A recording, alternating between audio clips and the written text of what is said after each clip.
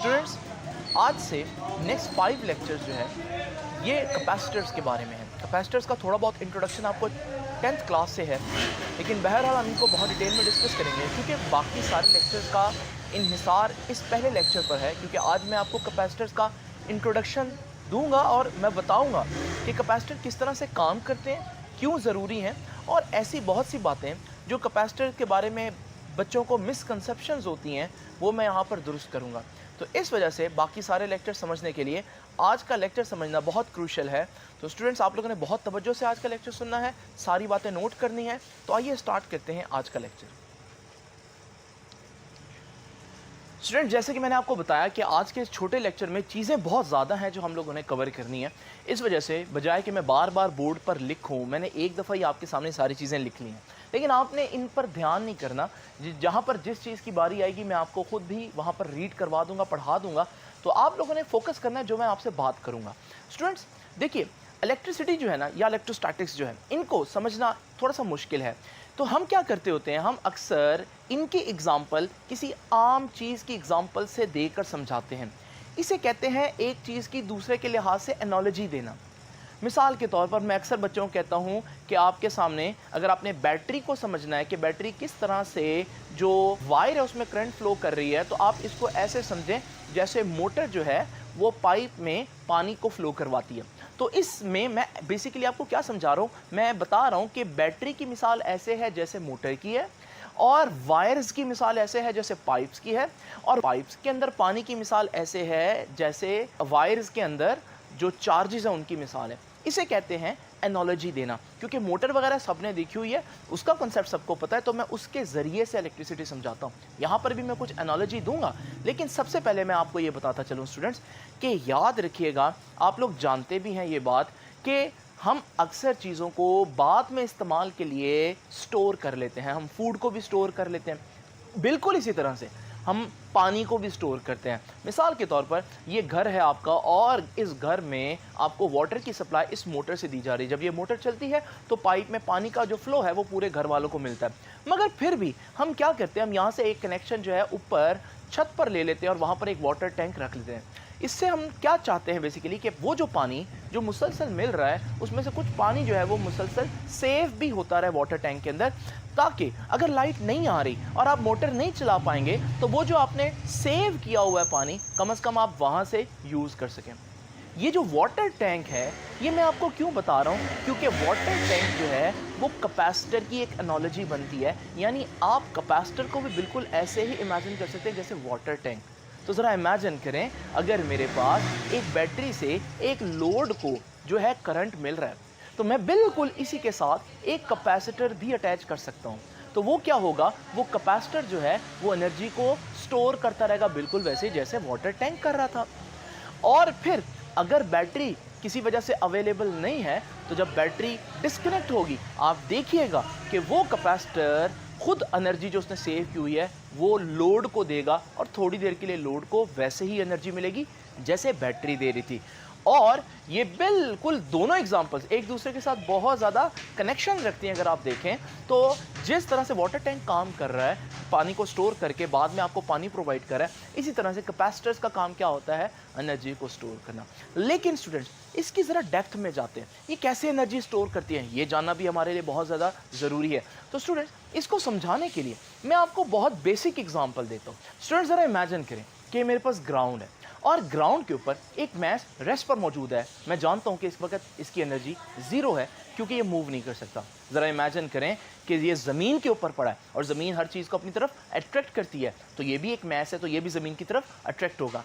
अब ज़रा इमेजिन करें मैं इसको कुछ बुलंदी तक ऊपर ले जाता हूँ। जब मैं इसको इस पॉइंट पर ले आया, आपको मालूम है कि अब मैं कहूँगा इसके पास एनर्जी स्टोर होगी है। मुझे कैसे पता चला इसके पास एनर्जी स्टोर होगी है? क्योंकि जब मैं इसको छोड़ूंगा तो इसका खुद ब खुद नीचे को आना इस बात की निशानदेही कर रहा है कि इसने कुछ एनर्जी स्टोर कर ली। तो जब आपको कोई चीज़ अट्रैक्ट कर रही हो और आप उससे थोड़ा सा दूर चले जाएं, तो आप में वापस जाने की एक एबिलिटी जनरेट हो जाती है, यानी आप में एनर्जी स्टोर हो जाती है। ये बेसिक प्रिंसिपल है। दोबारा कह देता हूँ, अगर आपको एक चीज़ अट्रैक्ट कर रही हो और आप उससे दूर चले जाएँ, तो आप में वापस आने की क्योंकि एक एबिलिटी जनरेट हो जाती है उस अट्रैक्शन की वजह से, तो आपने एनर्जी स्टोर कर ली और आप खुद ब खुद मूव करेंगे। क्या इस ग्रेविटी वाली एग्जांपल को मैं इलेक्ट्रोस्टैटिक्स में यूज़ कर सकता हूँ? बिल्कुल यूज़ कर सकता हूँ। स्टूडेंट्स ज़रा इमेजिन करें, मेरे पास ये एक पॉजिटिव चार्ज है और ये एक नेगेटिव चार्ज इसके साथ पड़ा है। ज़रा इमेजिन करें, ये भी तो एक दूसरे को अट्रैक्ट कर रहे हैं। अगर मैं वही प्रिंसिपल यूज़ करते हुए इस नेगेटिव चार्ज को इस पॉजिटिव चार्ज से थोड़ा सा दूर लेकर चला जाऊँ, तो अब आप देखेंगे कि क्योंकि ये एक दूसरे को अट्रैक्ट कर रहे हैं, तो जब मैं नेगेटिव चार्ज को छोड़ूंगा तो ये इस पॉजिटिव चार्ज की तरफ वापस भागेगा, यानी नेगेटिव चार्ज में भी कुछ ना कुछ एनर्जी स्टोर हो गई। तो यहाँ से मैं प्रिंसिपल में आसान अल्फाज में कह सकता हूँ, अगर कुछ पॉजिटिव चार्जेस कुछ नेगेटिव चार्जेस से थोड़ा दूर पड़े हों तो फिर इनमें कुछ ना कुछ एनर्जी स्टोर हो गई होगी अट्रैक्शन की वजह से। और मुझे कैसे पता चलेगा उनके पास एनर्जी है? जब मैं उनको अलाउ करूंगा कि वो मूव करें, तो हमें पता चलेगा कि भाई इनके पास तो एनर्जी है। तो चार्जेस में इस तरह से एनर्जी स्टोर की जा सकती है। अब ये करना कैसे? ये तो हो गया आइडिया। प्रैक्टिकली हम ये कैसे अचीव करते हैं स्टूडेंट्स, ज़रा तवज्जो कीजिएगा। हम क्या करते हैं, हम मेटल्स की 2 प्लेट्स लेते हैं। आपको मालूम है ये दोनों प्लेट्स न्यूट्रल हैं। न्यूट्रल होने का मतलब ये नहीं है कि इनमें चार्ज नहीं है, बल्कि न्यूट्रल होने का मतलब ये है कि हर प्लेट पर जितना पॉजिटिव चार्ज है उतना ही नेगेटिव चार्ज है। तो दोनों प्लेट्स इस वक्त न्यूट्रल हैं। ज़रा इमेजिन करें, मैं अगर यहाँ पर इन दोनों प्लेट्स के साथ एक बैटरी अटैच कर दूँ। अब ज़रा तवज्जो से देखने वाली बात है, बैटरी का पॉजिटिव टर्मिनल जिस प्लेट के साथ अटैच है, उस प्लेट के इलेक्ट्रॉन बैटरी के पॉजिटिव टर्मिनल की तरफ अट्रैक्ट होंगे, और जब बैटरी के पॉजिटिव टर्मिनल की तरफ अट्रैक्ट होंगे तो बैटरी इनको उठाकर दूसरी साइड पर भेजना शुरू कर देगी, जिससे एक प्लेट के ऊपर नेगेटिव चार्जेस की तादाद कम होती जाएगी और दूसरी प्लेट के ऊपर नेगेटिव चार्जेस की तादाद बढ़ती जाएगी। इसका नतीजा ये होगा कि थोड़ी देर के बाद एक प्लेट पर बहुत सा पॉजिटिव चार्ज आ चुका होगा और एक प्लेट पर बहुत सा नेगेटिव चार्ज आ चुका होगा। यहाँ नेगेटिव चार्ज आया जिस प्लेट पर, इसका मतलब उस पर बहुत से इलेक्ट्रॉन्स आ चुके हैं, it has an excess of electron. जबकि जिस पर पॉजिटिव चार्ज आया, इसका मतलब वहाँ से बहुत से इलेक्ट्रॉन जा चुके हैं, it has a shortage of electron. Now students just imagine, मैं ये बैटरी अगर हटा दूँ तो चार्जेस के पास और कोई रास्ता है नहीं, they have nowhere to go, वो कहीं और जा नहीं सकते। तो ये चार्जेस अब इन प्लेट्स के ऊपर स्टोर हो गए। नोट करने वाली बात क्या है? नोट करने वाली बात ये है, 2 ऑपोजिट चार्जेस हैं और एक दूसरे से थोड़ा डिस्टेंस पर पड़े हुए हैं। अभी मैंने आपको बेसिक प्रिंसिपल बताया कि अट्रैक्ट करती हुई चीज़ें जब थोड़े से फासले पर पड़े हो तो अट्रैक्शन की वजह से उनमें वापस जाने की एक सलाहियत आ जाती है स्टूडेंट्स। तो यानी कि मैंने ये काम करके इस वक्त इन दोनों प्लेट्स में एक एनर्जी स्टोर कर दिया। अब मैं क्या करूँगा, अगर मुझे ये एनर्जी चाहिए, मैं इसके साथ एक लोड लगाऊंगा।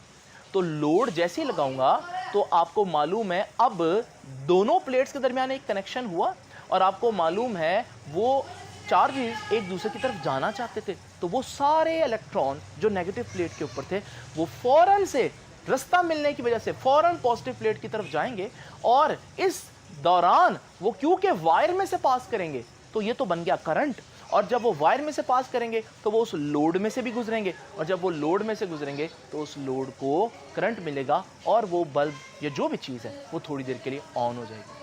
किसने ऑन की? बैटरी ने नहीं, बैटरी तो मैं कब की उतार चुका हूँ। यहाँ पर आप देख रहे हैं कि capacitor is providing you energy. ये है बेसिकली हमारे पास कैपेसिटर का फंक्शन। तो हम क्या करते हैं, कैपेसिटर में 2 मेटल की प्लेट्स लेते हैं और मेटल की प्लेट्स को बैटरी से अटैच करके उसको पहले चार्ज करते हैं। जब वो चार्ज हो जाए तो हम कहते हैं अब ये कैपेसिटर काम के लिए रेडी है, क्योंकि इसकी एक प्लेट पर पॉजिटिव और एक पर नेगेटिव चार्ज है। फिर हम उसके साथ लोड लगा देते हैं, और जैसे ही लोड लगेगा वो सारा चार्ज दोबारा से ऑपोजिट प्लेट्स की तरफ जाएगा, और हमारे पास जो लोड है उसको थोड़ी देर के लिए करंट मिलेगा, एनर्जी मिलेगी। ये आप देख रहे हैं कि ये सबसे सिंपलेस्ट वे है कैपेसिटर बनाने का। इस कैपेसिटर को हम कहते हैं पैरेलल प्लेट कैपेसिटर। क्यों कहते हैं? क्योंकि उसका नाम ही उसका काम बता रहा है, 2 पैरेलल प्लेट्स हैं जो एक दूसरे के सामने बनी हुई हैं और उन्होंने एनर्जी स्टोर कर ली है, तो कैपेसिटर तो है ही, तो इस वजह से हम कहते हैं ये पैरेलल प्लेट कैपेसिटर है। तो स्टूडेंट्स आइए ज़रा देखते हैं कैपेसिटर की डेफिनेशन। कैपेसिटर की डेफिनेशन क्या है जी? कैपेसिटर क्या होता है? A capacitor is a device that can store charge. आप लोग देख रहे हैं कि हम लोगों ने क्या किया, दोनों प्लेट्स को जब बैटरी से अटैच किया तो एक प्लेट का चार्ज जो है वो दूसरी प्लेट पर जाना शुरू हो गया और प्लेट्स ने चार्ज स्टोर कर लिया। तो इस वजह से हम कहते हैं what is capacitor? Capacitor is a device which can store charge, जो चार्ज को स्टोर कर सकते हैं, बिल्कुल उसी तरह से जिस तरह वाटर टैंक जो है वो पानी को स्टोर कर सकता था। नाउ स्टूडेंट्स, अगली बात देखें, कैपेसिटर कई किस्म के हो सकते हैं। कंस्ट्रक्शन वाइज अगर हम देखें तो सबसे फेमस कौन सा है? Parallel plate capacitor. इसमें क्या होता है? It consist of two conductor plates, दो प्लेट्स होती हैं, ये वाली जो मैंने अभी आपको एनिमेशन में भी शो की, प्लेस्ड नियर वन अनदर, करीब करीब पड़ी होती है, सेपरेटेड बाय अ वैक्यूम और एनी अदर इंसुलेटर। उनके दरमियान में ये जो चीज़ है ये हो सकता है वैक्यूम ही हो सकता है इसमें कोई मीडियम हो। मीडियम क्यों डालेंगे ये एक अलग स्टोरी है जो 2-3 लेक्चर्स के बाद बताऊंगा। लेकिन उस मीडियम को क्या कहते हैं? उस मीडियम को हम डाई इलेक्ट्रिक कहते हैं। तो स्टूडेंट्स, ये हमारे पास कैपेसिटर क्या होता है और पैरेलल प्लेट कैपेसिटर क्या होता है। आप देख रहे हैं मैंने कैपेसिटर को कैसे चार्ज किया, बैटरी को लगाकर। तो स्टूडेंट्स ज़रा अब तवज्जो से मेरी बात सुनिएगा। यहाँ मैं दो चीज़ें आपको बताना चाहता हूँ ताकि आप लोग किसी किस्म की कन्फ्यूजन का शिकार ना हो। स्टूडेंट्स, जैसे कि आप लोगों ने देखा इस डेफिनेशन को कि कैपेसिटर क्या है। कैपेसिटर एक ऐसी डिवाइस है जो चार्ज स्टोर कर सकता है। स्टूडेंट्स, आप याद रखिएगा वो चार्ज स्टोर कर तो रहा है, लेकिन ये डेफिनेशन ज़्यादा अच्छे तरीके से अगर हम समझें, कॉन्सेप्चुअली लिखनी यही है। मैं आपको पहले बता रहा हूँ, बुक में जो वर्डिंग है वही आप लोगों ने यूज़ करनी है, ये गलत भी नहीं है। लेकिन होता क्या है, कुछ वर्ड्स की वजह से बच्चों के कॉन्सेप्ट गलत हो जाते हैं, इसलिए मैं इसको क्लियर कर रहा हूँ। आपको मालूम है कि हम लोगों ने फर्स्ट ईयर में भी पढ़ा कि जो डैम होता है जिसमें हम पानी स्टोर करते हैं, वो पानी जब एक सर्टेन हाइट तक स्टोर हो जाता है तो हम कहते हैं इसने एनर्जी स्टोर कर ली है, क्योंकि हाइट की वजह से ग्रेविटेशनल पोटेंशियल एनर्जी होती है। जब ये पानी जो स्टोर है इसके पास ग्रेविटेशनल पोटेंशियल एनर्जी है, मैं यहाँ पर इस पानी को रिलीज़ करूँ और टरबाइन पर जब ये पानी गिरेगा तो टरबाइन को रोटेट करेगा और टरबाइन जो है वो इलेक्ट्रिसिटी जनरेट करेगी। ये हम लोगों ने बहुत डिटेल से पढ़ा और ये तकरीबन सब बच्चों को पता है। अब ज़रा इमेजिन करें, ये जो डैम था, अगर मेरे से कोई पूछे ये डैम क्या है, तो मैं कहूँगा कि ये डैम जो है वो एक पानी स्टोर करने वाली जगह है। ये बात दुरुस्त है, इसमें गलत नहीं है। लेकिन स्टूडेंट ज़रा इमेजिन करें, अगर मैं इसमें पानी की जगह इमेजिन कर लेते हैं कोई और लिक्विड, कोई शरबत डाल देता हूँ, तो इस सूरत में अगर वो शरबत स्टोर कर लेता है तो फिर जब मैं इसको ओपन करूँगा वॉल्व को, तो वो शरबत जो है वो टरबाइन के ऊपर गिरेगा और फिर से वो टरबाइन को उसी तरह से घुमाएगा। ये अलग बात है, शरबत कहाँ से आएगा, डेफिनेटली ये मुमकिन नहीं है। लेकिन ज़रा थोड़ी देर के लिए सपोज करें, अगर ऐसा करें तो क्या काम चल नहीं जाता? तब भी आपके पास काम तो चल जाएगा। इसका मतलब डैम को हमें ये नहीं कहना चाहिए कि वो पानी स्टोर करने वाली चीज़ है, बल्कि डैम एनर्जी स्टोर करने वाली चीज़ है। पानी हो या कोई भी लिक्विड हो, जब वो ग्रेविटेशनल पोटेंशियल एनर्जी में स्टोर होता है तो हमारे पास उसमें एक एनर्जी स्टोर हो जाती है। हाँ, क्योंकि हमारे पास बारिश होती है और बारिश की वजह से पानी एक्सेस में होता है, तो हम यूजुअली ये काम पानी के ज़रिए करते हैं, वो एक हकीकत है। लेकिन अगर मैं कहूँ कि डैम पानी स्टोर करने वाली चीज़ है और उसकी जगह मैं कहूँ कि डैम जो है वो एनर्जी स्टोर करने वाली चीज़ है, तो एनर्जी एक ज़्यादा अच्छा वर्ड है। बिल्कुल इसी तरह से आप लोग याद रखिएगा, हम कह तो यही रहे हैं और ये गलत भी नहीं है कि capacitor is a device that can store charge, but उसका पर्पस चार्ज स्टोर करना नहीं, बल्कि उसका पर्पस क्या स्टोर करना है? एनर्जी स्टोर करना है। वो चार्ज को स्टोर करके एक्चुअली कर क्या रहा है? It is storing energy. तो एक बात तो ये आप लोगों ने याद रखनी है, लेकिन आप लोगों ने लिखना यही है कि इट कैन स्टोर चार्ज। फिर मैं बता क्यों रहा हूँ, उसकी वजह भी सुन लीजिए। क्योंकि स्टोर का जो वर्ड है ना, स्टोरिंग चार्ज का वर्ड, ये बच्चों को थोड़ा सा कॉन्सेप्ट जो है ना उनका ख़राब कर देता है। मिसाल के तौर पर जब मैं आपको कहता हूँ चार्ज स्टोर करना, तो बच्चों के जहन में क्या आता है? ज़रा इमेजिन करें, मेरे पास एक खाली कमरा है, अगर मैं ये बॉक्सेस उठाकर अंदर कमरे में भरना शुरू कर दूं तो मैं कहूँगा I am storing the boxes in that room. मैं उस रूम के अंदर जो है वो ये बॉक्सेस जो है वो स्टोर कर रहा हूँ। अच्छा, ज़रा इमेजिन करें अगर ये बॉक्सेस कमरे के अंदर पड़े हों और आप इन बॉक्सेस में से आधे बॉक्सेस उठाकर दूसरी जगह ले जाएं, अब आप कहेंगे कि you are storing the boxes in the room. आप कहेंगे नहीं, अब मैं बॉक्सेस स्टोर तो नहीं कर रहा, बल्कि बॉक्सेस तो ऑलरेडी स्टोर हैं, वो तो ऑलरेडी कमरे के अंदर मौजूद है। मैं तो सिर्फ उनको एक जगह से दूसरी जगह लेकर जा रहा हूँ, डिस्प्लेस कर रहा हूँ, उनकी डिस्ट्रीब्यूशन चेंज कर रहा हूँ। पहले सारे एक तरफ पड़े थे, अब मैंने डिस्ट्रीब्यूट कर दिया, आधे इधर आधे इधर। तो याद रखिएगा, डिस्ट्रीब्यूशन और स्टोरेज में फ़र्क होता है। यहाँ पर जब मैं कहता हूँ ना कि कैपेसिटर चार्ज स्टोर कर लेता है, तो बच्चों के जहन में क्या आइडिया आता है, ज़रा देखिए। वो कहते हैं कि प्लेट्स थी, पैरेलल प्लेट्स, आपने बैटरी लगाई, अब बैटरी लगाने पर चार्ज स्टोर हो गया, लेकिन कैसे चार्ज स्टोर हुआ? तो बच्चों के जहन में फिर आता है कि शायद बैटरी का जो नेगेटिव था उसने नेगेटिव चार्जेस देना शुरू कर दिए प्लेट को, और बैटरी का जो पॉजिटिव था उसने पॉजिटिव चार्जेस देना शुरू कर दिए प्लेट को, जिसकी वजह से जो हमारे पास प्लेट्स थी उनमें एक पर नेगेटिव चार्ज आ गया और एक पर पॉजिटिव चार्ज आ गया और चार्ज स्टोर हो गया। क्योंकि हम यूजुअली स्टोर का वर्ड कब यूज़ करते हैं? जब कोई चीज़ खाली और आप उसमें कुछ भर दें। तो बच्चों के जहन में ये जो आइडिया आता है कि बैटरी चार्ज से भर रही है प्लेट को, ये स्टूडेंट्स टोटली गलत है। ऐसा नहीं होता। बैटरी अपना कोई चार्ज नहीं देती, ये याद रखिएगा। बैटरी ऐसा नहीं है कि प्लेट्स खाली हैं और बैटरी चार्ज दे रही है। बैटरी क्या कर रही है स्टूडेंट्स? बैटरी जब आप अटैच करते हैं, असल कॉन्सेप्ट क्या है, वो जो प्लेट पॉजिटिव चार्ज से अटैच है वो क्या करेगी, वो उस प्लेट के अंदर मौजूद इलेक्ट्रॉन्स को निकाल कर एक प्लेट से दूसरी प्लेट में दाखिल कर देगी। जब वही चार्जेस जो दूसरी प्लेट में दाखिल हो गए हैं, पहले ये कहाँ थे? पहले भी उसी प्लेट के अंदर थे ना, पहली वाली प्लेट में ही ये चार्जेस थे। आपने क्या किया? आपने यहाँ पर एक प्लेट से चार्ज दूसरी प्लेट में मूव करवा दिया, डिस्प्लेस करवा दिया। आपने चार्ज की डिस्ट्रीब्यूशन की है। जैसे मैंने अभी आप लोगों को बताया कि कमरे के अंदर जो बॉक्सेस हैं, अगर आप आधे बॉक्स इधर रख दें तो आप ये नहीं कहेंगे मैंने अब बॉक्सेस स्टोर किए हैं, क्योंकि बॉक्सेस तो पहले ही उसके अंदर मौजूद हैं। इसी तरह से याद रखिएगा, ये जो प्लेट्स के ऊपर चार्ज आया है ये पहले भी प्लेट्स के ऊपर ही था, बैटरी ने नहीं दिया। बैटरी ने क्या किया? बैटरी ने वो चार्ज एक जगह से यानी एक प्लेट से उठाकर दूसरी प्लेट पर शिफ्ट किया है। तो ये याद रखिएगा कि जब हम कहते हैं ना स्टोर का वर्ड, तो बच्चों के जहन में थोड़ा सा कंफ्यूजन होती है, तो वो मैंने आप लोगों को क्लियर कर दिया। बैटरी का काम यहाँ चार्ज देना नहीं है, बैटरी का काम प्लेट के ही चार्ज को एक प्लेट से उठाकर दूसरी प्लेट पर शिफ्ट करना है, ये इसका काम है। नाउ स्टूडेंट्स, अब जरा तवज्जो कीजिएगा। तीसरी चीज आप देख रहे हैं कि ये पैरेलल प्लेट्स हैं, तो मैं सर्किट्स में कैपेसिटर को ऐसे नहीं बनाते। सर्किट्स में हम कैपेसिटर को बनाते हैं लाइक दिस।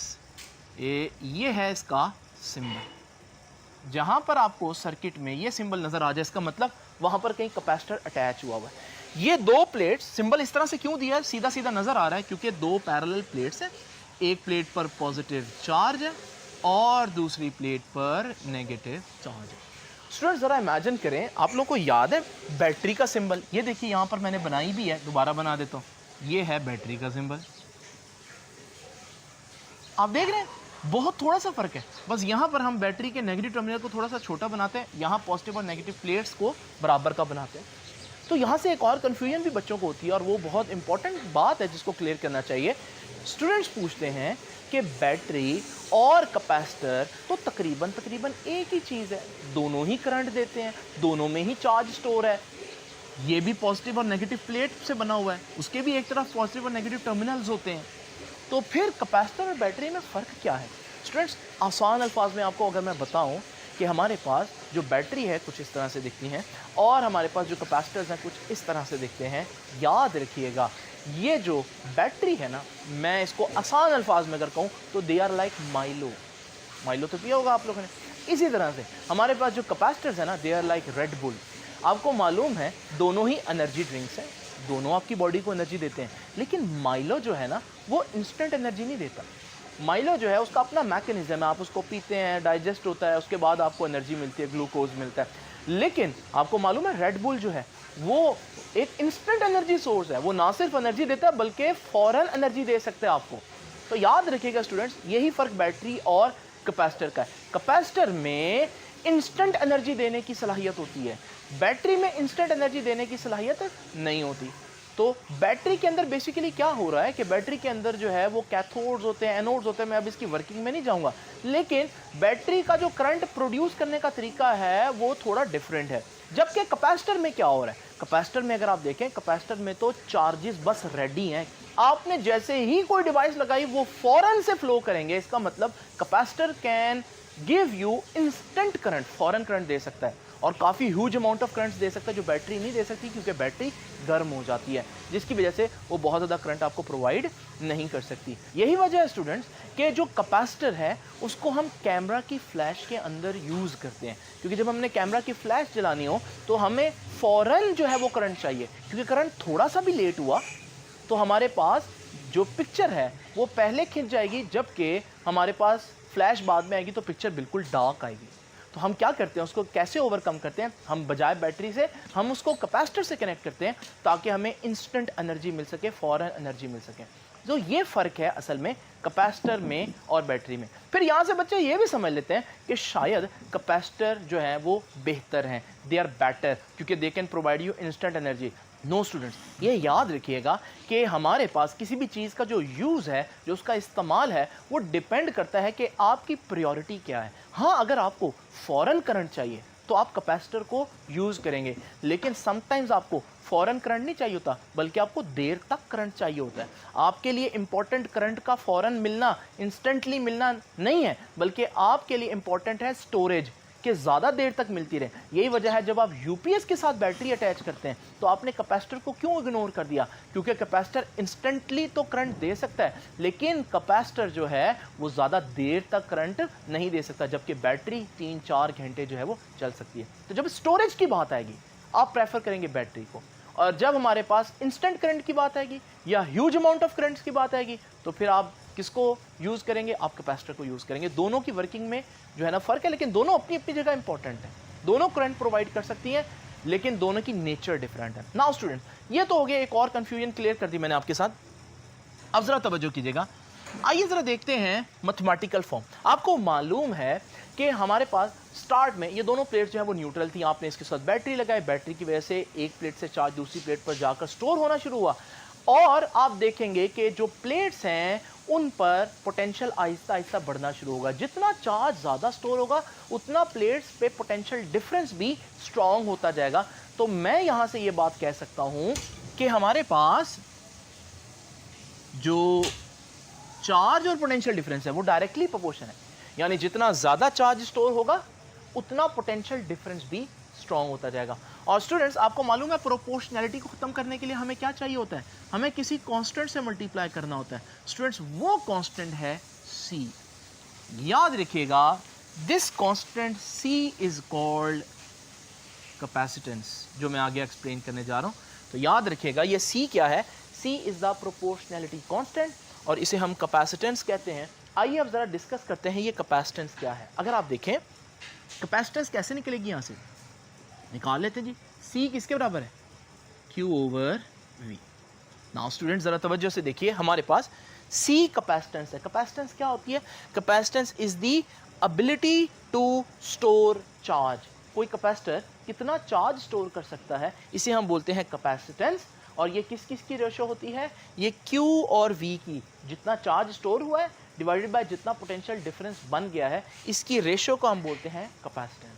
तो स्टूडेंट्स, ज़रा तवज्जो कीजिएगा, ये जो इसकी डेफिनेशन है ये वो डेफिनेशन है जो आप लोगों ने 10th में भी पढ़ी हुई है, लेकिन अब हम सेकेंड ईयर के हिसाब से जो डेफिनेशन पढ़ेंगे वो थोड़ी सी मैच्योर होगी, थोड़ी सी डिफरेंट होगी। ज़रा तवज्जो कीजिएगा। अब हम क्या करेंगे, ज़रा इमेजिन करें अगर V जो है वो 1 वोल्ट हो जाए तो C Q के बराबर नहीं आ जाएगा, ठीक है ना। C क्या है, Q ओवर V, लेकिन V तो 1 हो गया, जब 1 हो गया तो वो तो खत्म हो जाएगा, तो C किसके बराबर आ जाएगा, Q। तो यही डेफिनेशन है कैपेसिटेंस की। आसान अल्फाज में, what is capacitance, capacitance is charge. कब, व्हेन V इज 1 वोल्ट, यानी कि कैपेसिटेंस क्या है, कैपेसिटेंस वो चार्ज है जो 1 वोल्ट पोटेंशियल डिफरेंस जो है वो क्रिएट कर दे। मिसाल के तौर पर इमेजिन करें मेरे पास पैरेलल प्लेट्स हैं और मैं इनके साथ बैटरी अटैच करता हूं और मैं देखता हूं साथ साथ पोटेंशियल डिफरेंस कितना होगा दोनों प्लेट्स के दरमियान। उसके लिए मैंने वोल्ट मीटर जो है यहाँ पर लगा दिया। नाउ स्टूडेंट्स, ज़रा इमेजिन करें जैसे जैसे प्लेट्स को चार्ज मिलता रहेगा तो पोटेंशियल डिफरेंस भी बढ़ता जाएगा। अब ज़रा इमेजिन करें, मैंने नोट किया कि जब 4 कूलम चार्ज आ गया तब जाके पोटेंशियल डिफरेंस 1 वोल्ट बना। तो स्टूडेंट्स, इस सूरत में मैं कहूँगा कि ये जो 4 कूलम ने 1 वोल्ट जनरेट किया ना, तो इसकी कैपेसिटेंस कितनी हुई, 4 फैराड। तो स्टूडेंट्स, यहाँ से ये बात आप देख सकते हैं कि हमारे पास, दोबारा देख लीजिए, कैपेसिटेंस क्या होती है, कैपेसिटेंस Q ओवर V होता है। अगर V 1 वोल्ट हो तो फिर C तो Q के बराबर हो जाएगा, क्योंकि V तो 1 हो गया और वो तो ख़त्म हो गया।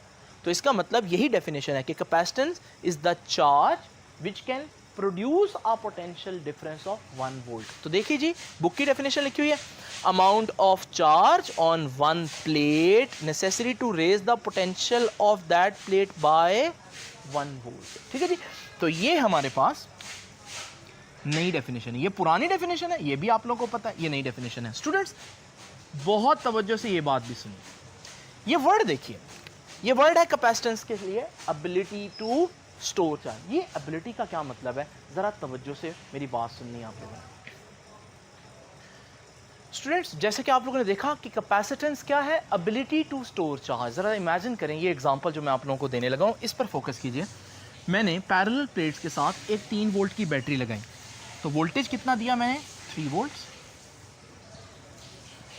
और उसने चार्ज कितना स्टोर किया जी, 9 कूलम।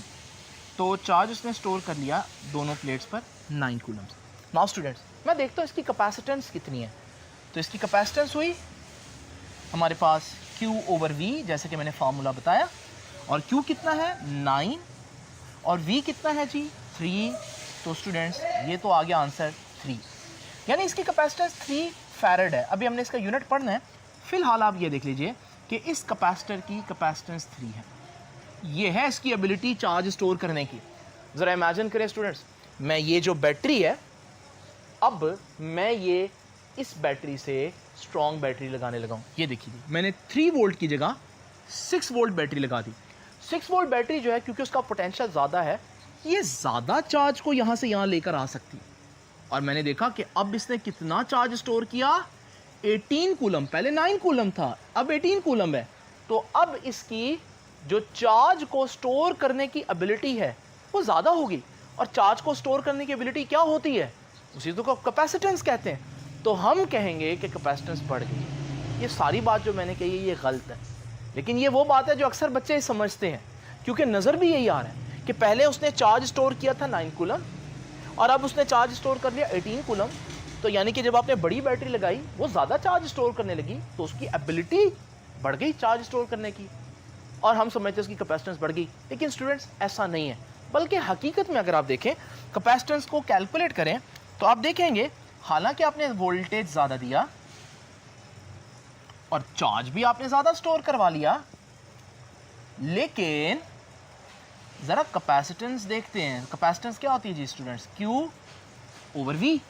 Q कितना है जी, Q है 18, V कितना है जी 6, और स्टूडेंट 6 3 18, यानी कि कैपेसिटेंस अभी भी 3 है।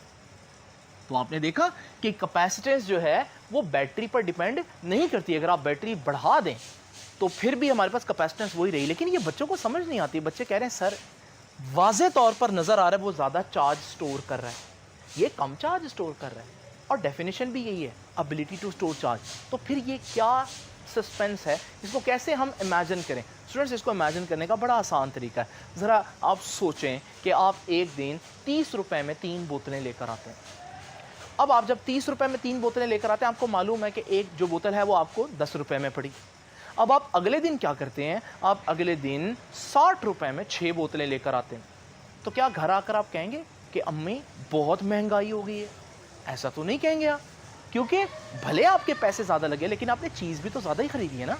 तो अगर आप एक बोतल की प्राइस देखें तो वो अभी भी क्या है, वो तो अभी भी 10 रुपए ही है।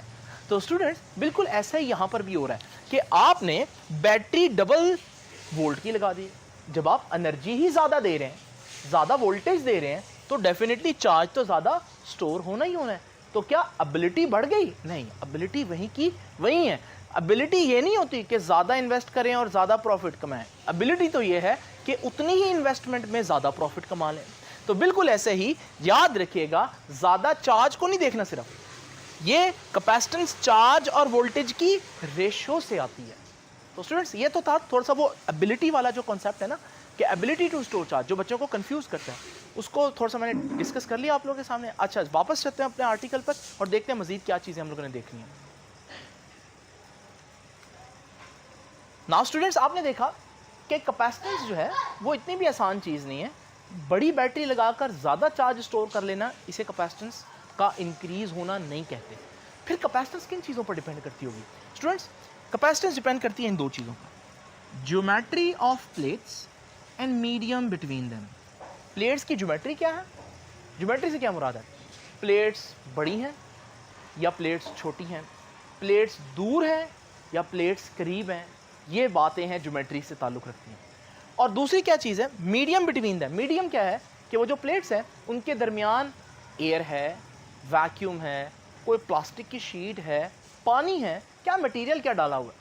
तो ये दो चीज़ें हैं, लेकिन अभी मैं इनकी डिटेल में नहीं जाऊँगा। बस याद रखिएगा कैपेसिटेंस इन दोनों चीज़ों पर डिपेंड करती है। कल के और परसों के आर्टिकल में मैं ये बताऊँगा कि क्यों डिपेंड करती है। फिलहाल आप इस पर यहाँ तक रहिए। अब आते हैं स्टूडेंट्स यूनिट पर। यूनिट आपको मालूम है एक ऐसी चीज़ है जो फार्मूला से ही आती है। तो फार्मूला देख लेते हैं। फार्मूला क्या है? सी का, C is equals to Q over V. C Q over V है। क्यू का यूनिट क्या होता है? कूलम। और वी क्या होता है जी? वोल्ट। स्टूडेंट्स याद रखिएगा ये है यूनिट। कैपेसिटेंस का यूनिट होता है कूलम ओवर वोल्ट। इसे हम बोलते हैं फैरेड। तो याद रखिएगा what is the unit of capacitance? Coulomb over volt, which is also known as farad. Scientist के नाम पर उन्होंने फैरेड दिया हुआ है। अच्छा याद रखिएगा हमारे पास ये यूनिट जो है वो बहुत बड़ा है। अभी मैं इसको डिस्कस करता हूँ। अब हम देखेंगे 1 फैरेड कितना होता है।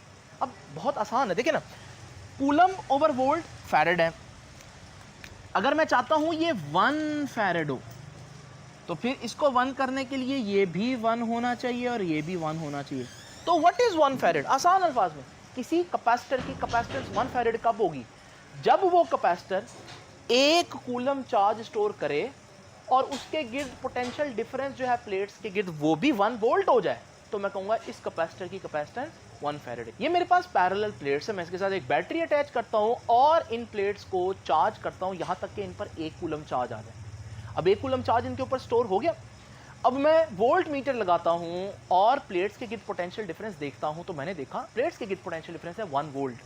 तो अब क्योंकि इस 1 कूलम चार्ज ने 1 वोल्ट का पोटेंशियल जनरेट कर दिया, तो मैं कहूँगा कैपेसिटेंस कितनी हुई? 1 फैरेड। तो याद रखिएगा 1 फैरेड कब होती है कैपेसिटेंस? जब 1 कूलम चार्ज प्लेट्स के ऊपर 1 वोल्ट पोटेंशियल डिफरेंस क्रिएट कर दे। यही बात मैंने यहाँ पर लिखी है बुक से। The capacitance of a capacitor is 1 farad. 1 farad होगी कब? If a charge of 1 coulomb given to one of the plates of a parallel plate capacitor. जब 1 कूलम चार्ज जो है गिवन टू द प्लेट्स, जो आपने plates को दिया है, जब 1 कूलम चार्ज जो आपने प्लेट को दिया है, क्या करे? Produces a potential difference of 1 volt. 1 volt का डिफरेंस क्रिएट कर दे, तो हम कहेंगे ये कैपेसिटेंस कितनी है? ये 1 फैरेड है। तो स्टूडेंट्स 1 फैरेड की डेफिनेशन बहुत ज़्यादा आसान है। अब आते हैं हम एक और बहुत इंपॉर्टेंट बात की तरफ, जो बच्चे मेरे से अक्सर पूछते हैं कि सर रियल लाइफ में कैपेसिटर की कोई एग्जांपल है? तो ज़रा स्टूडेंट्स, बहुत फेमस एग्जांपल जिसको आप जानते तो हैं लेकिन आपको ये नहीं पता था कि इसके अंदर कैपेसिटर होता है। ज़रा इमेजिन करें स्टूडेंट्स, आप लोगों ने बिजली चमकते हुए तो देखा ही होगा, जिसे हम लाइटनिंग बोल्ट्स कहते हैं। ये जो बिजली चमक रही है, जो लाइटनिंग है, ये क्यों होती है? ये इस वजह से होती है स्टूडेंट्स कि हमारे पास जब क्लाउड्स जो हैं वो आपस में टकराते हैं, तो वो टकराने की वजह से, फ्रिक्शन की वजह से चार्ज्ड हो जाते हैं। अब ये नेगेटिव चार्ज जो है वो क्लाउड का, वो ज़मीन के ऊपर जो पॉजिटिव चार्जेस हैं उनको अपनी तरफ अट्रैक्ट करेगा। और अब आप ज़रा गौर से देखें तो कैपेसिटर नहीं बन गया। बस ये पैरेलल प्लेट्स नहीं है, बाकी तो आप देखें 2 ऑपोजिट चार्जेस दूर से एक दूसरे को अट्रैक्ट कर रहे हैं, इसी को तो कैपेसिटर कहते हैं। अब होता क्या है? होता यह है कि सम टाइम क्लाउड के ऊपर चार्ज इतना ज़्यादा स्टोर हो जाता है कि फिर वो जो दरमियान में हवा है ना, उसके एटम्स आयोनाइज हो जाते हैं, डिस्चार्ज हो जाती है हवा। और फिर जब वो डिस्चार्ज हो जाती है तो हमें ये लाइटनिंग बोल्ट जो है वो इस तरह से नज़र आती है। यानी कि ये जो लाइटनिंग है ये एक अल्लाह ताला का बनाया हुआ कैपेसिटर है जो नेचर के अंदर, कुदरत के अंदर काम कर रहा है। So lightning is a natural capacitor. यहाँ से एक और बात सीखी हमने कि अगर क्लाउड्स पर एक हद से ज़्यादा चार्ज स्टोर हो जाए तो फिर वो चार्ज वहाँ मौजूद नहीं रह सकता, बल्कि फिर वो चार्ज जो है वो दरमियान वाले मीडियम को आयोनाइज कर देता है। यानी कि चार्ज को स्टोर करने की एक हद है। तो याद रखिएगा यही काम हम अपने कैपेसिटर जो हम लोग बनाते हैं उनमें भी देखेंगे। स्टूडेंट्स, यही वजह है कि जब भी आपने कैपेसिटर यूज़ करना है तो कैपेसिटर के ऊपर वोल्टेज लिखी होती है। ये वो वोल्टेज है जो वो बता रहा है कि इससे ज़्यादा वोल्टेज आपने नहीं देनी, वरना इतना चार्ज स्टोर हो जाएगा फिर कैपेसिटर जो है वो फट भी सकता है। तो अगर आप ज़्यादा वोल्टेज से जुड़ें तो आप देखेंगे कैपेसिटर जो है वो एक्सप्लोड कर जाता है। स्टूडेंट्स, ये सारी बातें कैपेसिटर के बारे में आप लोगों ने अच्छी तरह से नोट कर लेनी है, इनको जहन में बिठा लें, दिमाग में बिठा लें। और ख़ास तौर पर कैपेसिटर और बैटरी में जो फ़र्क मैंने आपको बताया कि कैपेसिटर और बैटरी दिखने में तो एक जैसी चीज़ लग रही है, लेकिन एक्चुअली फ़र्क है। कैपेसिटर जो है वो बहुत ह्यूज अमाउंट ऑफ करंट दे सकता है क्योंकि उसमें चार्जेस बस रेडी हैं फ्लो करने को, जबकि बैटरी के अंदर चार्जेस रेडी नहीं होते, उसके अंदर इलेक्ट्रोलाइट होता है और इलेक्ट्रोलाइट जो है वो करंट बनाने में उसका एक अलग प्रोसीजर है जिसको हम चैप्टर नंबर 13 में पढ़ेंगे स्टूडेंट्स।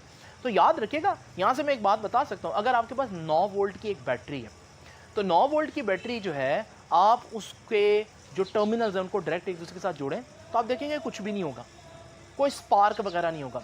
अच्छा, ये कैपेसिटर देखें ज़रा, ये कैपेसिटर 2.5 वोल्ट का है, सिर्फ 2.5 वोल्ट का है, आप देख रहे हैं इसके ऊपर।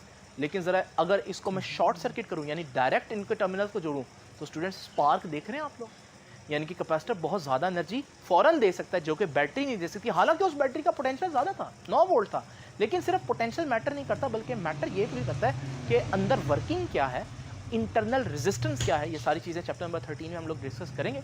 आई होप कि आपको ये सारी चीज़ें समझ में आ गई होंगी। अब मैं आपको बस आखिरी चीज़ ये बता दूं कि ये चीज़ें बुक में कहाँ दी हुई हैं। तो स्टूडेंट्स, सबसे पहले कैपेसिटर की डेफिनेशन आपको बुक की बिल्कुल पहली लाइन में मिल जाएगी। उसके बाद पैरेलल प्लेट्स का जो जिक्र है ये उससे अगली 3-4 लाइनों के अंदर आपको इसका जिक्र मिलेगा। उसके बाद थोड़ी सी वर्किंग आएगी वहाँ पर कि कैपेसिटर को कैसे चार्ज करना है बैटरी लगाकर, ये सारी चीज़ें।